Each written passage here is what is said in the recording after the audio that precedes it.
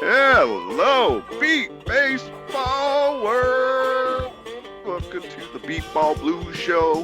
NealDawg and Bam Bam here as we are just days from the Beat Baseball World Series kicking off in Norman, Oklahoma. Seth Dog, how excited are you since you're going to be here in California during all that? Ah, dude, couldn't be more excited. Could not be more excited to be here in California.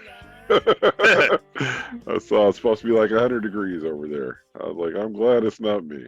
Yeah, So we're having, even though we have had some days here recently where, we'll get 3, 4 days in a row where we're between 100 and literally 110, yeah, and getting approaching 110. But for like the area you and I are in, like that's common in June, July, and August. And we've seen little of it, I think, knock on wood, I don't want it to be worse. We've had kind of a mild summer for what we like in June. We spent yeah, most of June in the 80s, man. It was beautiful.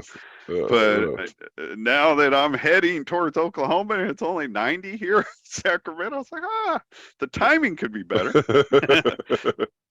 no, it should be fun. I remember them hot days well, NealDawg. I remember them hot days well, but again, I'm glad I will not be participating. I'll be here listening to it from the comfort of my home. Are you going to pick up my task? Because for years, even going back before like Beepball Nation, I did a lot of the posting for the MBBA because I was here at home and everybody was there working. I would do a lot of posting of scores and send out stuff on, through the MBBA Facebook and Twitter stuff. And even though I was removed from that job like 6 years ago, I still, we'll talk about that more later, but I still do it on my own, like in Beepball Nation. And so I believe myself more than anybody else, each day of the tournament would post a listing of the scores and how the brackets were looking and what the following day was going to look like. Are you going to pick up that task for me now that I'm going to be out there and not able to do all that? Man, if you send me a list of all the If I had the pertinent list, I could post it. I'm not going to be available to pull everything together. I'm asking you to do the work. the to be 1,000% honest, football Nope. practice starts tomorrow next week at 9 in the morning, 9 to 11. I'm still teaching from 12 to 2. I don't know. No, it's easy. We don't need to drag it out. No, it's fine. And then we're heading to deliver Trajan to Oregon over Oh, that the makes me next sad. weekend. He's leaving already. I have not Yeah, seen him the entire summer. I know, man. Horrible uncle, man. Fair enough. No, Not just the joke. first not the first nephew to think Yeah. that. No, but yeah, so I don't know how much I would be able to track down on my own, Like NealDawg. I said, nose fine, Seth Well, Dog. I just don't want you to think that it's just a straight no, but Fair enough. I was just a busy person. It's a busy week. It's a busy week. Speaking of Busy which, week. before we dive into a busy show, somewhat busy, I guess. Oh, busy, I, busy, busy. I've got a few thank yous I want to throw out to people. I don't have to do them. Trent Brown wasn't able to get with us, but I was just going to throw these out real quickly, but if you have comments, now you can make all the comments you want. No, Uh, let you go. Go ahead, make your thank First off, to Melanie Taylor of the Indy Thunder. You probably saw on Beepball Nation, I put out a little post because when I started making my plans back in May, the host hotel was already filled up.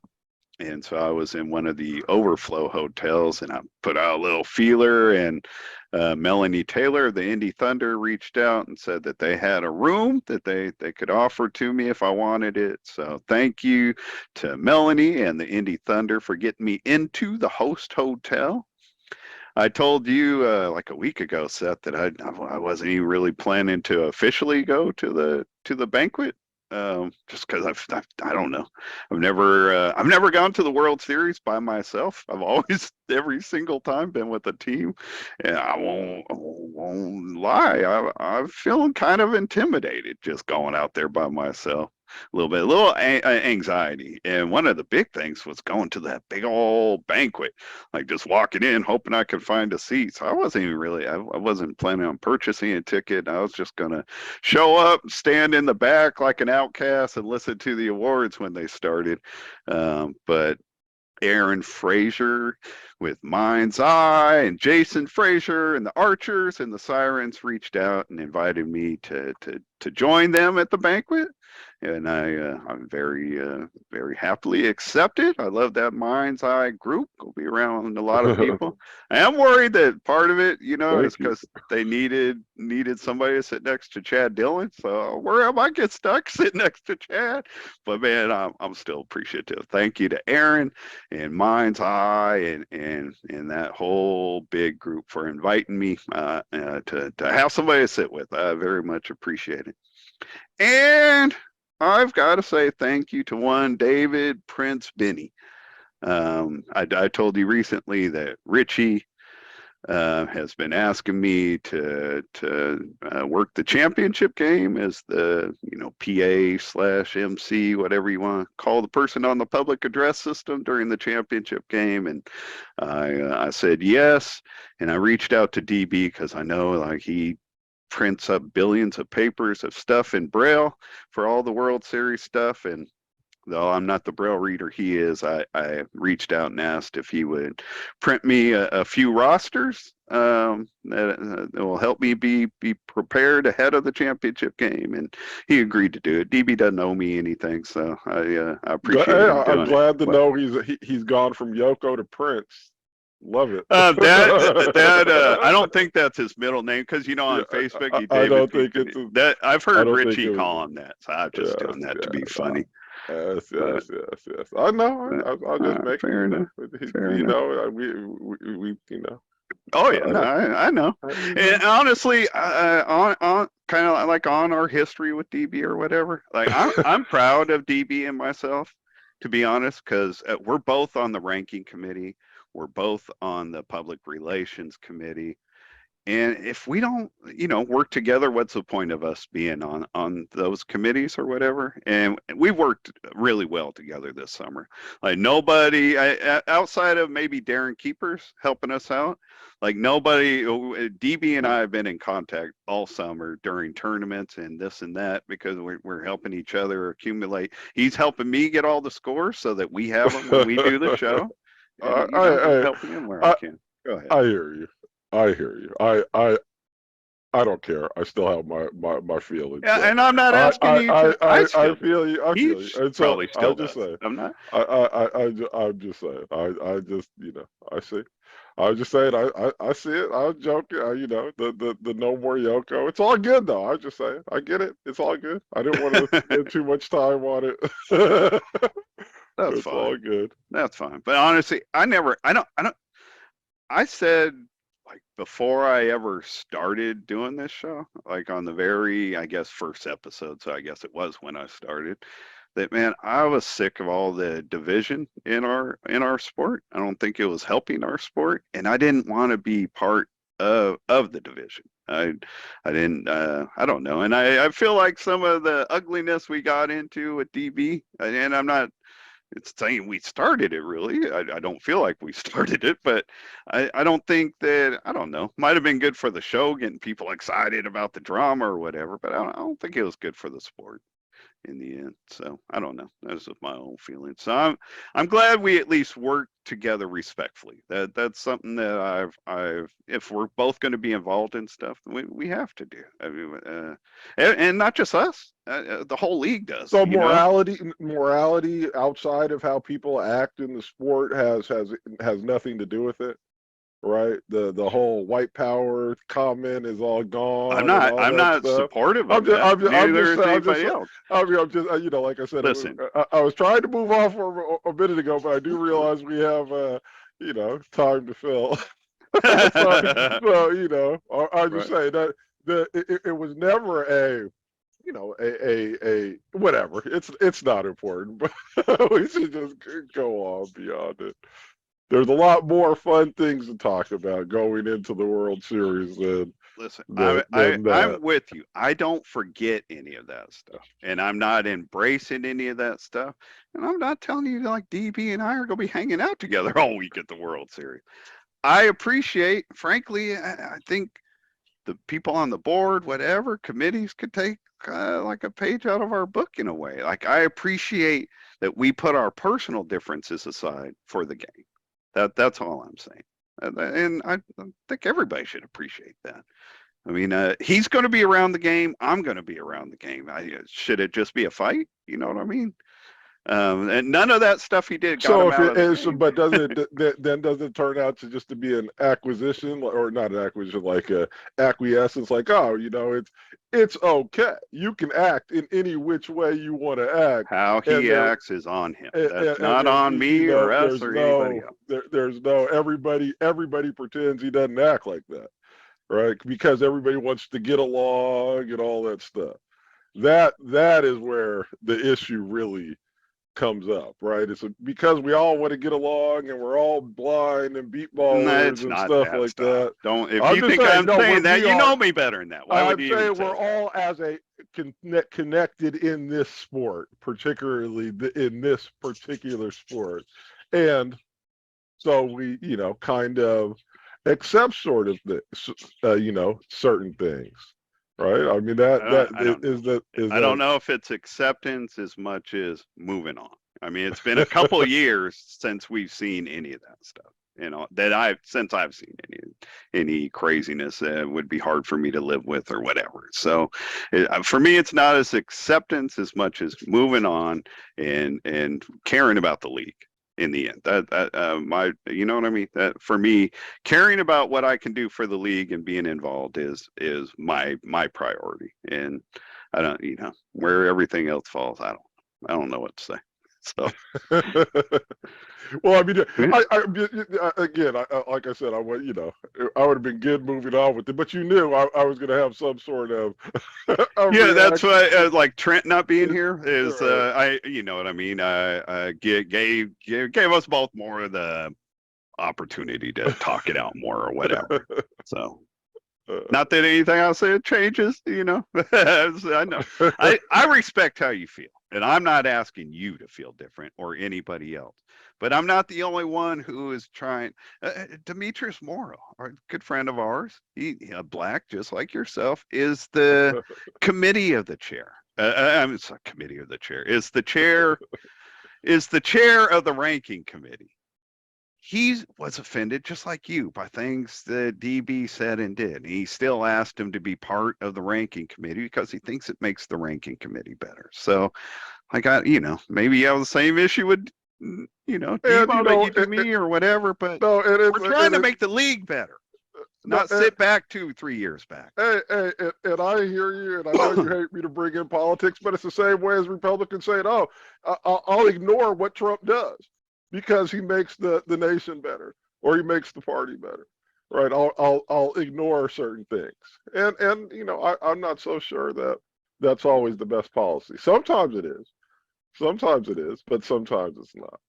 But again, And no, in all we've fairness, gotten sidetracked on yeah, this. yeah. Well, and let's stop with it. In all fairness, though, I don't even have a response like you make. It's all You know what I good. mean? I know, and again, if it wasn't for that, I know we don't have any any guest We in probably don't the have any more listeners either. yeah in We're the just green room. randomly talking now.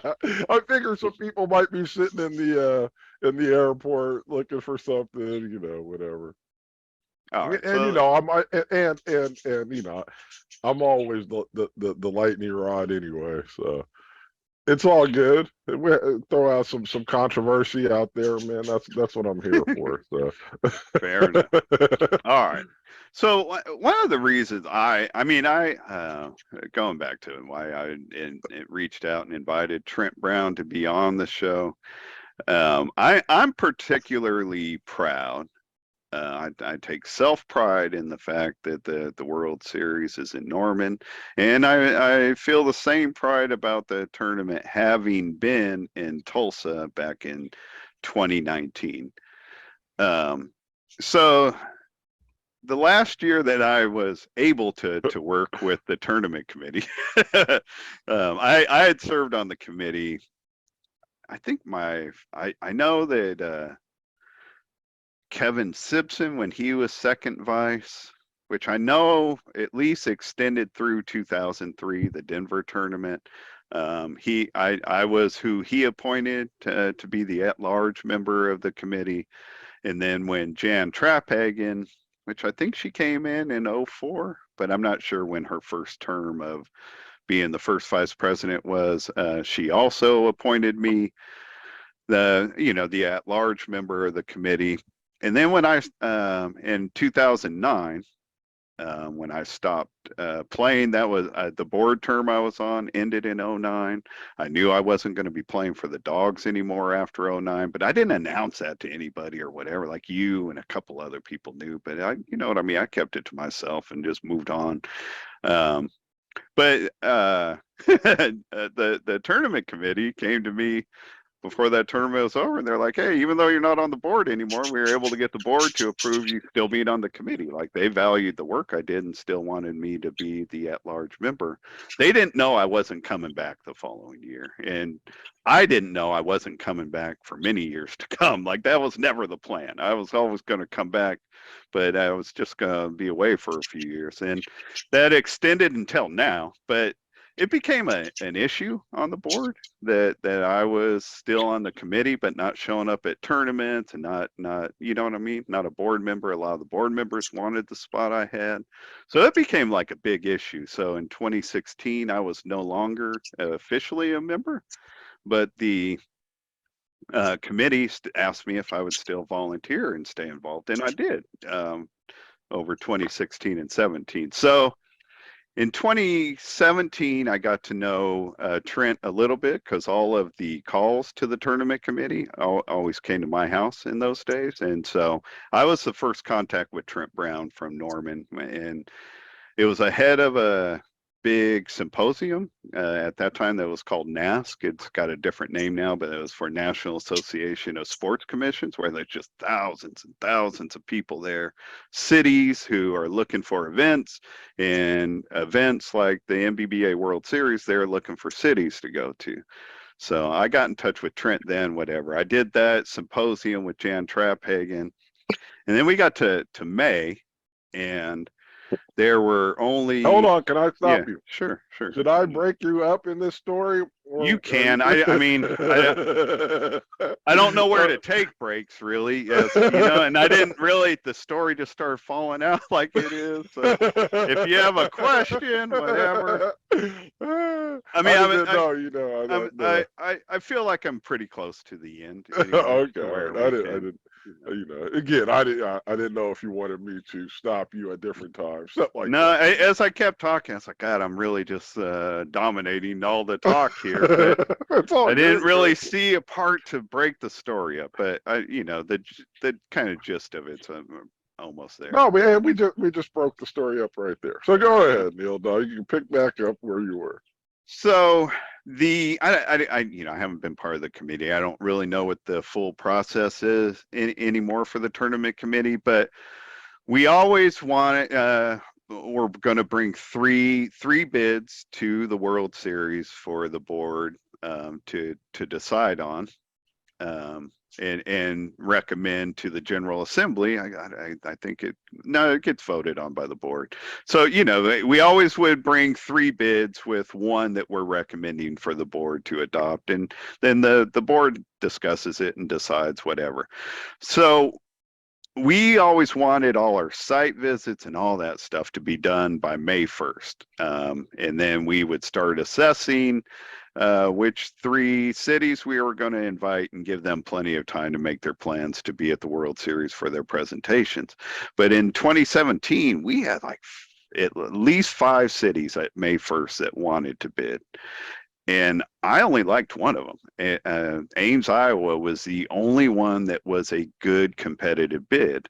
And in my opinion, it was just going to be an easy decision. And I was like, why even invite these other cities when we know who's going to get the bid? The other bids, just hotel rates and all that stuff, weren't as competitive. And so it was obvious, at least to me, who was going to get that bid or whatever. And coming out of that NASC symposium, there were cities that stood out to me that had a lot of fields and competitive hotel prices.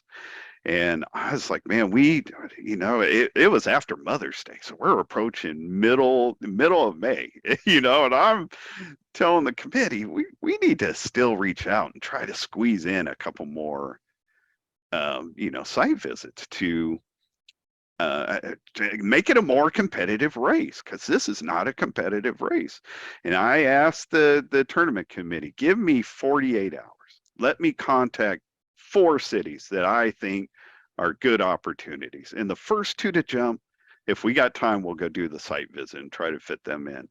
And Tulsa and Norman were the 2 cities that jumped out. The tournament committee as a whole was thinking, man, we got plenty of, this was a spot where you could kind of jump in, see if you agreed with my thinking. But the tournament committee as a whole was just feeling like, man, we've got 5, whatever. Let's hold off all the others until next year. It's like, but man, again, my thing, Seth, is that they weren't 5 competitive bids. And when I was part of the committee, I felt like it was my job to bring in 3, all of our jobs, to bring in 3 competitive bids. Would you, I mean, No, from the outside looking in, you agree? yeah, no, yeah. I mean, and being to the different places. No, I hear you though. I mean, you definitely want a legitimate choice for people to select from. So the more the having 3 legitimate bids is better than whatever, like just having Ames, which people were going to go with as a general rule, regardless. All right. So I, like I said, Norman and Tulsa ended up, though, not only getting those 2 spots, but when it came to the World Series, when the bids were presented and voted on, they finished first and second. So I've always been proud of that. I didn't have a vote. You know what I mean? I wasn't a voting member of the committee at that time, and I wasn't a member of the board. So I had no vote on how it turned out. But the fact that they saw what I saw has always made me feel particularly proud. And I did both site visits. I was, John Lykowski and I originally were going to do the Tulsa site visit, and another team was going to do the Norman site visit. And this was something I always took also some pride in. When Trent Brown from Norman found out that I was not going to do the site visit in Norman, he requested to the committee that they did send me, and they asked if I would be willing to do both, and I did both. So I flew into Oklahoma City on a Monday night, met up with Tim Hibner. We went and had dinner with the, at that time, her name was Carrie. She was the sales manager of the Embassy Suites, the host hotel. She's not at the embassy anymore, but we went and met up with Tim and Carrie for dinner. The next day, Tuesday, spent all day, looking at fields and hotels and figuring all that stuff out.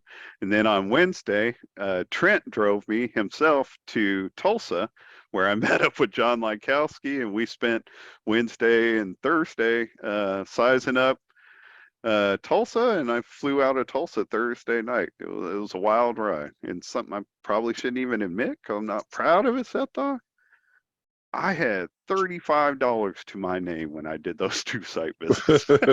I agreed to do those 2 site visits with literally no money in my pocket, man. And where it hit me that what a bad decision that was when, because they put you up in the in the hotels, you know what I mean? Right. So you kind of get a feel for what it's going to be like for our group and everything.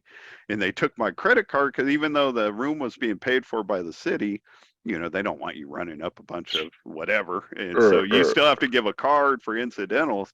And back then, a lot of hotels would charge you $50 up front to cover, you got it back if you didn't spend any incidentals, but they would take like a $50 whatever. And here I am on the city's tab. And the chances were good that they had to go to Trent Brown from Norman and Mark Hargis from whatever. They're like, this dude doesn't have $50 on his debit card he gave us. And I mean, again, I'm not proud of that, but I mean, that's how dedicated I was to getting those site visits in. I don't know if that says anything to anybody, but man, I was willing to sacrifice to give us more opportunity. So, and they got in, and they ended up 2 of our 3 finalists. They finished first and second. Blake was elected president and had me fired from all volunteering for the MBBA. First thing he did, had me removed from everything. And I mean, which I was okay with, because I admitted there already that it was causing a lot of tension. And the committee, because they valued the work I did, kept fighting with the board, saying, man, we want this guy. But I wasn't even asking them to do it. They were doing it on their own, but they had done it too long. I let them down by not making it back to the tournament sooner. And so even if Blake hadn't had me removed from everything, I wasn't going to volunteer anymore for the tournament committee, even if asked. I didn't expect to be asked, but I wasn't going to do it because I didn't like the tension it was causing. I felt like I'd created a problem, not on purpose. You know what I mean? Not on purpose. And I wasn't happy about it, but I also know I earned the spot that I had. You know what I mean? I did the work for that spot. But still, like the one thing that I don't respect, they didn't tell me anything, Seth Dog. Like from the time that the MBBA developed an 800 number that people could call for information, the tournament committees went to my house from the beginning until then. I found out I was removed from that by the fact that my phone stopped ringing. They didn't tell me a thing. My phone stopped ringing. And then another thing I was doing at that time was, I was doing a lot of our Facebook and Twitter stuff for the MBBA, especially during the World Series when everybody else was busy. I was the one posting scores on Twitter and Facebook and everything for the MBBA during that week. And like 2 weeks after the World Series, I posted a link about David Wanchek's book. And literally 5 minutes later, I got a notice from Facebook saying my administration duties, my administration privileges to the MBBA had been removed. And otherwise, I wouldn't have gotten a note. That was my only notice from the MBBA about any of that stuff. I won't lie, I was very bitter about that for a long time, especially like just the disrespect. Like, you know what I mean? Like Blake Boudreaux's thank you to me fighting for Tulsa and Norman to the tournaments that were approved under his while he was president. His way of saying thank you was to remove me from everything MBBA. I wasn't going to tell. When Trent Brown was going to join us, I wasn't going to tell all that. I didn't want to make Trent uncomfortable, but we got more freedom today, Seth. Now.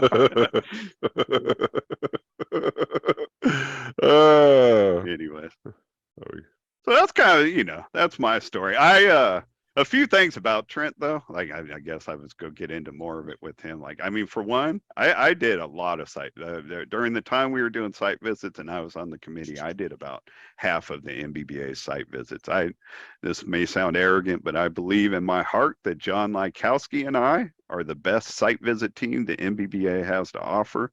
John Lykowski and I could go into a city, whatever city, and size up whether or not it's good for the world, for our World Series in a 24-hour period, and not a single part of our work would have to be second guessed.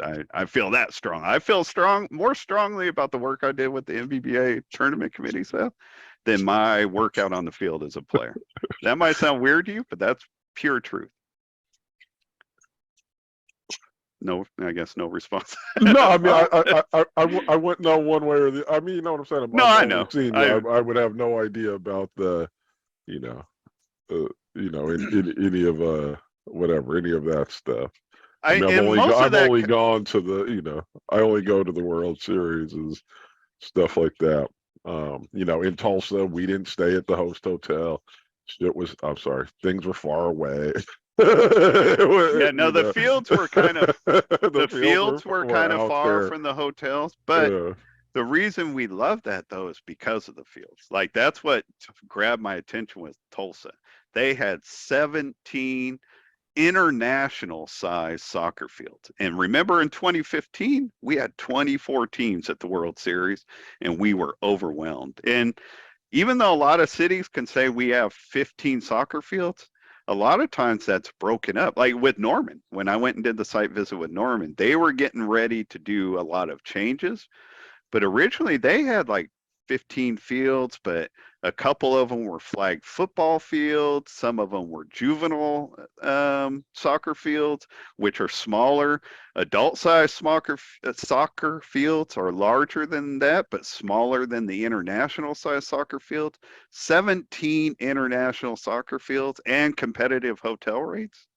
It was a is a no brainer for me. Like I cared most about the fields and affordable hotels. So, I mean, when we hosted here in Sacramento, Seth, we were 15, 20 minutes away from the field. So, you know what I mean? It's doable. no, So, I mean, I only went to the host hotel once all right. in Tulsa, once or I guess twice, for the banquet.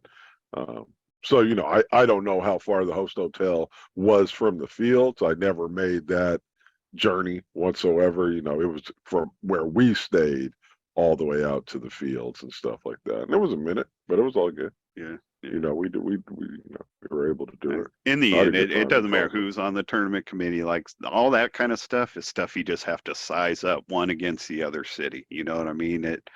Um, like you can, in my opinion, like those hotels, I believe the rate was like 89. Like we couldn't pick a city that had fields that were closer and pay 120. You know what I mean? We can't stick people a $30 extra a night at the hotel to have fields that are right next to the hotel. You know Right. what I mean? At least in the way I size it up, we can't do stuff like that, or the tournament committee should never do stuff like that. And you know me, my favorite World Series are up in like Minnesota, Because of where weather. No, I understand where that. it's 75 And degrees, we care man. about stuff like that, but again, like where the bids come from or where the bids come from. You know what I No, mean? that's what I'm just You saying. I gotta don't, pick the best you I, can get. I, my thing with the tournaments is it's really just the weather. All the other stuff is just, so I want to know how well the people are doing or not.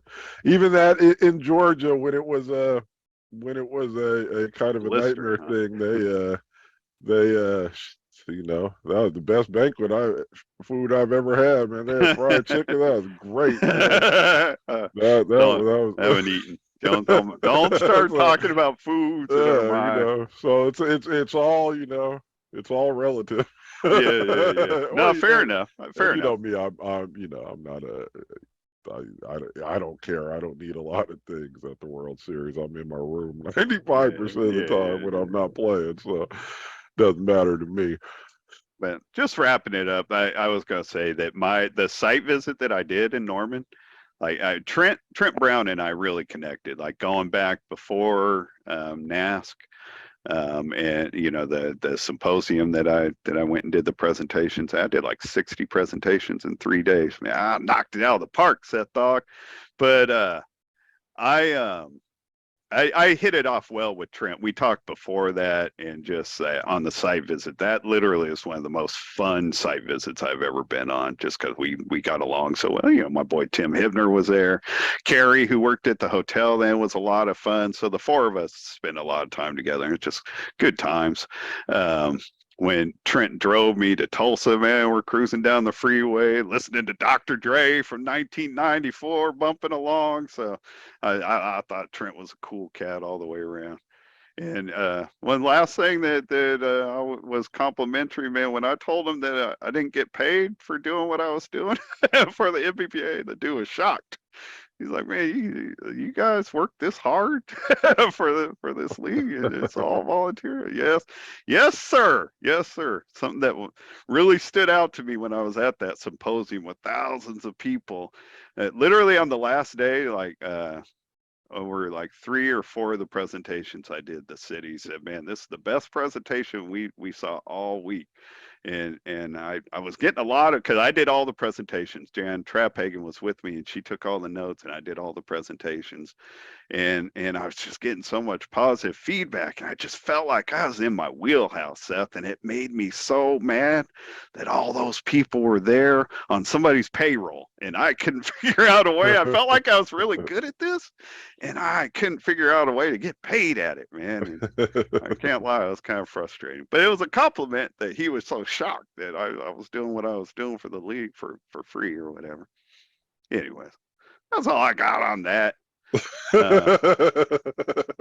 So like I said, I'm very, I take pride in the fact that Norman landed this tournament, and I wished I could have been at the 2019 tournament in Tulsa for the same reason, because I was proud of the fact that I mean, I literally was the only. Nobody's going to dispute this story. Nobody will tell it, but nobody's going to dispute this story, because it's absolutely true. I was the only one fighting, saying, "Man, I mean, John Lykowski supported it. You know what I mean? Ultimately, the committee supported it, but I fought for us to get a few more site visits to make that more competitive. I'll always be proud of that. Never shrug away from that. It shouldn't be so boastful, I guess. Yes, we should. You were trying to figure out what to name the show now. Neil's time on the tournament. Listen, man, I just found out a month ago I was inducted into the Hall of Fame of this sport, and you're never going to hear me brag about that the way you just heard me. You know what I mean? Like, I don't even know if I deserve being in the Hall of Fame. I admit, I know everything I just shared about the tournament committees on point. So I don't know if that says anything. We are going to wrap up and talk a little bit about the rankings before we are done. I thought, Seth, it'd be good before I guess we share our thoughts. I was going to run down the seeds of the tournament, as well as share the brackets. Does that work for you? And Sure. we'll talk about it a little bit afterwards. Excuse me. So our number one seed, number one seed is the Indy Edge, our defending champions from 2022. Our runner-up, the San Antonio Jets, will be the number 2 seed going in. The Indy Thunder, number 3. BSO Philly Fire, number 4. The Thunder finished 6th in the tournament last year, so that's a 3-step jump for them in the rankings. Philly finished 4th, and they are ranked 4th. The Gateway Archers finished 13th, and they ended up with the number 5 seed, which is a 8-step jump, big jump.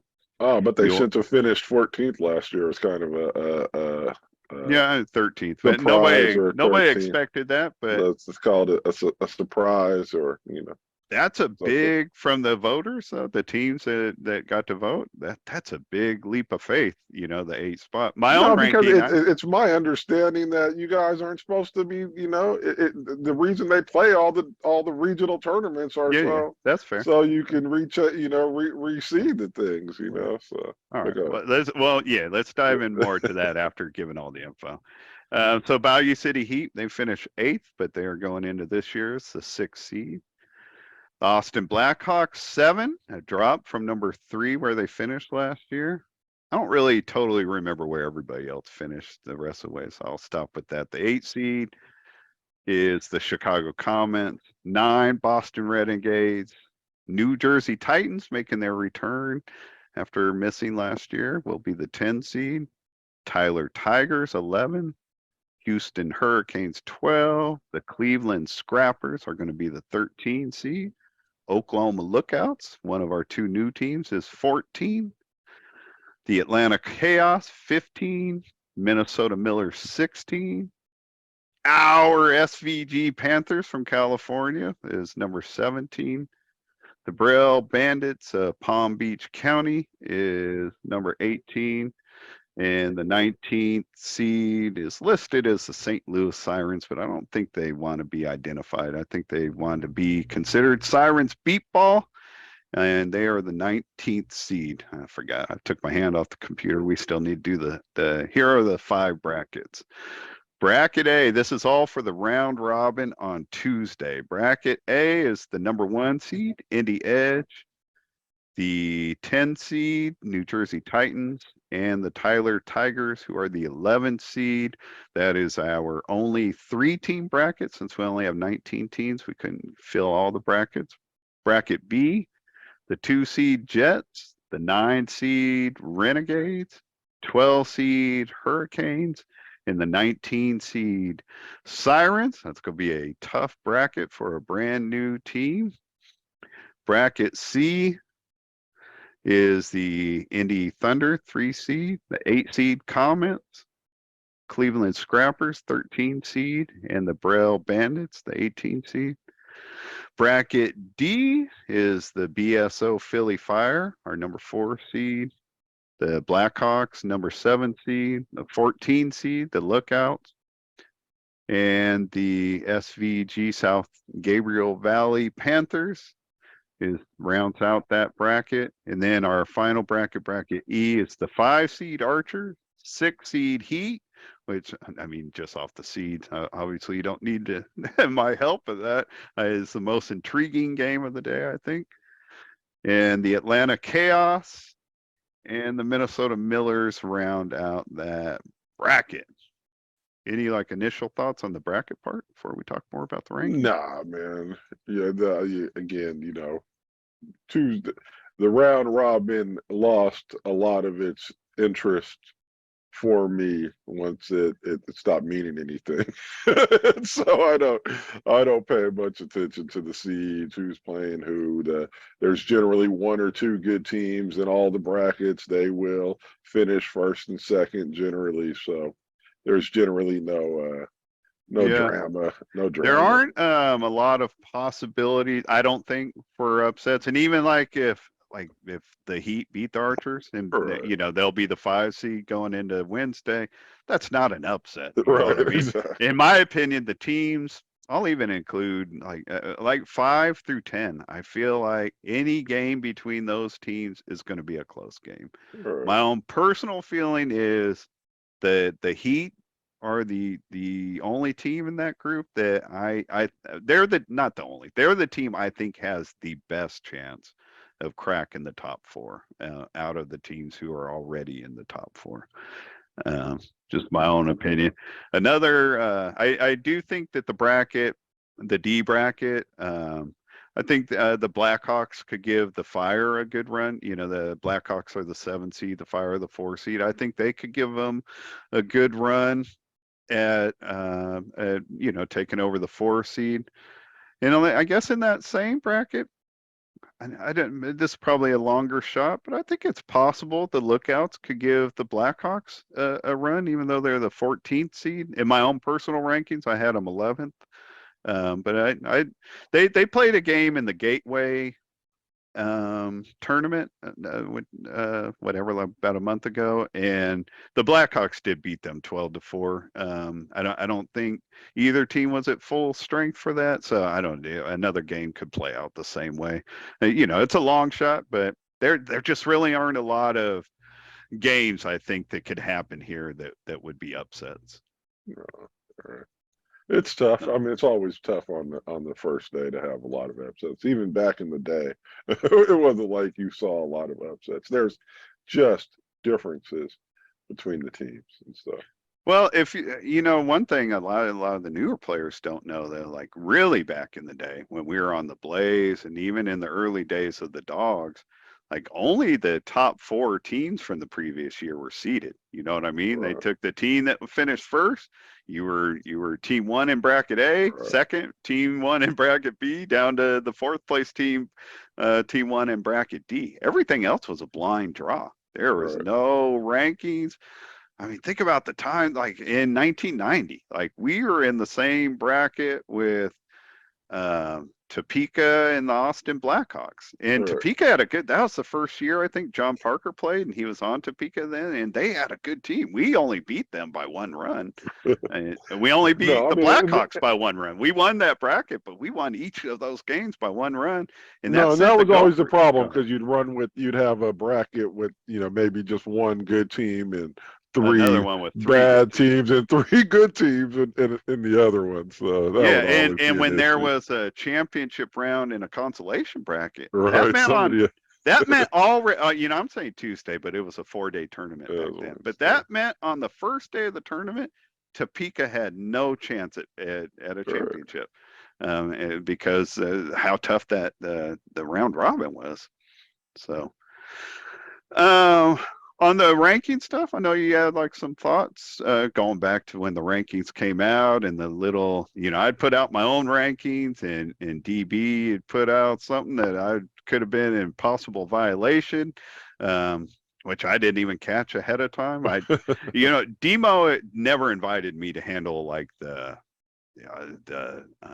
criteria or any of that. Demo asked me to come on the committee, sit in on the meetings, and ask questions where I saw inconsistencies, and that was really my only role on the committee. So I didn't dive into the criteria stuff, and it was my first year, so you know what I mean. It wasn't at the front of my mind, because anybody who violated the criteria or did anything odd, like Jerry Wendell, Rob Wiseman, Demetrius Morrow, like they're all going to catch that long before I did. So that wasn't my job on the committee. But DB made the comment about my own rankings, like I'd be in possible violation, which later he said he was joking, and I wouldn't have been in violation, but I would have been in the bottom half of like the teams and how things lined up. But So let me just say yeah, that is the stupidest thing I've ever heard. Right? They on one hand they're like, oh, teams should be able to vote based on the criteria they have in front of them and blah blah blah. But if you don't vote in the way that we expect most people to vote, we will put you on probation. What it does is it forces people to try to anticipate what other teams are going to vote on or how they are going to rank their own their own ballot, and try to have some uniformity in it. It is pushing uniformity when when they really should be asking for people's honest opinions and teams' honest opinions, and whatever the honest opinion is, you go with it. And I know they're like, oh, well, there might be people who do it negatively and blah. Come on, man. You have to trust that people are going to do the things with a shred of integrity about them. yeah. So I think it's silly. Yeah. Well, I think if they're going to have the opportunity to do it, like policing it, gets kind of tough or whatever, because we all have different opinions. Like what I put out would have been in the lower half of the team rankings, but I feel fairly educated in what I put out, and I feel like I can argue every spot that every part of my rankings. Um, And every team I'm sure, should be able to do that, right? I would expect every team, if they're going to be taking it seriously, that they would be able to do it. And so however they rank it is however they rank it's it. how they feel about it, and the fact that Exactly. they could end up into some trouble. I don't think anybody did this year. Like I can't really, I gotta Right, watch yeah, what no. I say. I believe all the teams' rankings come out after the World Series.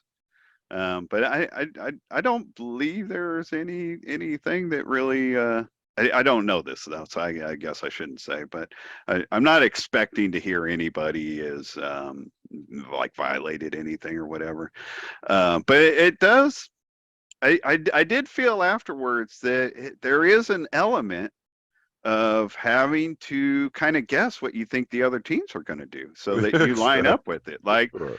when I look at my own rankings, because I personally put San Antonio 1 and Philly Fire 2 and the Edge 3 and the Thunder 4.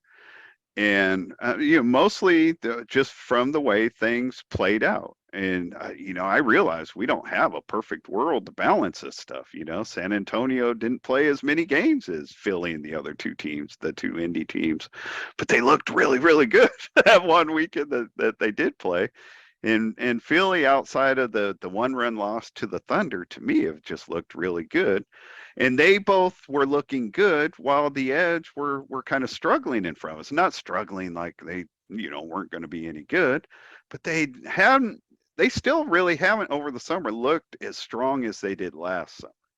So, I felt comfortable with my top three, but if I was turning in a ranking for a team, I would have to consider putting them up to at least two, because I would know that most of the teams are going to put them one or two. Sure. And having to do that because I know what other teams are going to do is kind of it's a slippery slope for teams to be in. It defeats the purpose. It defeats the purpose. It defeats the purpose. Either let people vote on it and let it go, or don't let people vote on it and put together a committee that will put things together and people have to deal with it. But don't force people to have groupthink. My own personal rankings, I had the Archers at 6, and I thought I was going to take some heat for that. But when the team rankings came out, they had them up at 5th, and so that means that the teams that voted, they kind of had an average of coming out to the 5th spot. And it's like, man, I was worried about taking heat at 6. Like, how hot? You know what I mean? It's like they really received a lot of love from the teams. How would you have known that going in, though? You know what I mean? I would have been thinking, man, I probably have to put them down like around 8. You know what I mean? Just because I'd be worried about what other teams. Worried about having to line up with other teams. Right. I would have had to consider that when I put the Lookouts at 11. They're a brand new team, and I was accused of just doing that because of my Timmy love, Timmy being from the Dogs, whatever, but had nothing to do with that. Just like 11, 12, and 13 for me are the Lookouts, the Hurricanes, and the Tigers, Tyler Tigers. And I consider both the Lookouts and the Hurricanes to be kind of even. And they played twice this summer, and each game was a one-run game. Each team winning one of those games. And neither team played either game full strength. So, it's a crapshoot on what you speculate can happen for everybody. But I consider them both a little better than Tyler. And I think that if the Lookouts and the Hurricanes play again, I think the Lookouts could edge them out because they have a better pitcher. Not because Timmy's my boy, but he's a better pitcher than what the Hurricanes have right now. So, I mean, but I had them 3 spots ahead of where they landed with the team rankings. And that certainly hurt my whatever. So that's another spot where the lowest I would have put them is 12. But if I was turning it in for a team, I would have had to consider moving them down, not because I didn't believe them to be 11, but because I didn't want to get in trouble with the rankings or stand out. They call it, you look like an outlier. So I don't know. Yep, that's silly. What's that? It's silly. I don't know, silly. I mean, it's new. You know what I mean? I think that the committee and the league are still working out the kinks. It's newish. So I don't know. I feel comfortable saying this. I get it. I mean, we can always say, hey, it's just a process. People are working through it. But at some point, you just got to say what is. And putting people on probation for being an outlier is silly. I'm sorry. I know that you guys on the committee are working hard and doing all that stuff, but that's a silly rule. It just is. So I mean, believe I wasn't there at the beginning. I believe that had more to do with not wanting teams to just make a mockery of it. A team that doesn't care about the process but has voting ranks, putting a team from the bottom 5 at number 3 or so, you know what I mean? I've always felt like the possible violations had more to do with that.